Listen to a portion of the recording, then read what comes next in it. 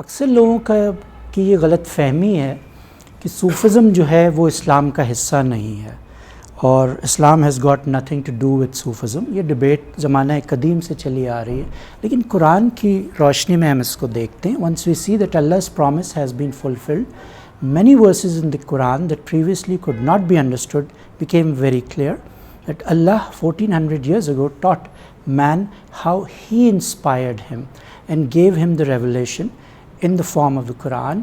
Surah Shams in Surah Rahman and the verse of light, Surah Nur, are just a few examples of Allah teaching mankind how He inspires them through the universe in scientific terms. Now the question is no longer, is tasawwuf correct or part of Islam, but how scientifically accurate were the scholars in their understanding of the universe, because opinions varied according to each scholar's understanding of science. Quran की जो interpretation है, अगर आप तफासीर की तरफ जाएं तो Barelvi school of thought है, वो जैसे उन्होंने समझा, उनके राइटर्स ने लिखा, आलिमों ने लिखा। देवबंदी स्कूल ऑफ थॉट है, उन्होंने लिखा। अहले तशी है प्रिवेलेंट, जो दो हमारे सेक्ट्स हैं पाकिस्तान में, सुन्नी एंड शिया।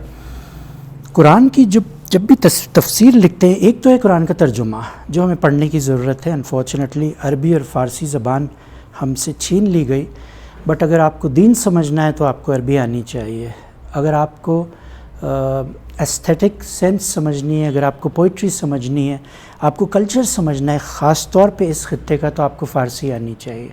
और ये दोनों ज़बानें हमारे पास नहीं है, हम कोशिश भी नहीं करते। अरबी इतनी सिंपल ज़बान है कि अगर आप चाहें ख़ुद पढ़ना शुरू करें तो आपको किसी टीचर या मास्टर की ज़रूरत नहीं पड़ेगी। And it is so simple. I tried doing that and it took me 25 years to read the tafsir of the Quran, which was Abdullah Yusuf Ali. I would recommend to everybody कि वो आप पढ़ें, because वो फ़िरक़े से पाक है। Because Quran शरीफ में अल्लाह ताला फरमाता है ला तफ़र्रुक़ू फ़िद्दीनी, दीन में कोई फ़िरका नहीं है। और आज जो हमारे प्रॉब्लम्स हैं इस माशरे में, दुनिया भर में मुसलमान उम्मा के साथ, वो फ़िरका वाराना इशूज़ ज़्यादा हैं। तो उस डिबेट में न जाते हुए हम आगे बढ़ते हैं।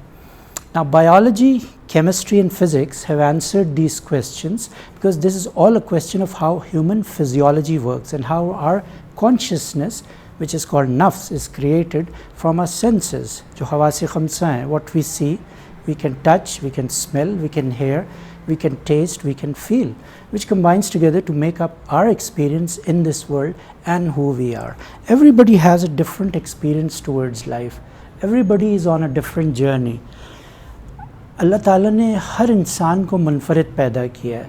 अगर वो चाहता कि सारी दुनिया को मुसलमान पैदा कर देता तो उसके लिए कोई इतनी मुश्किल नहीं थी।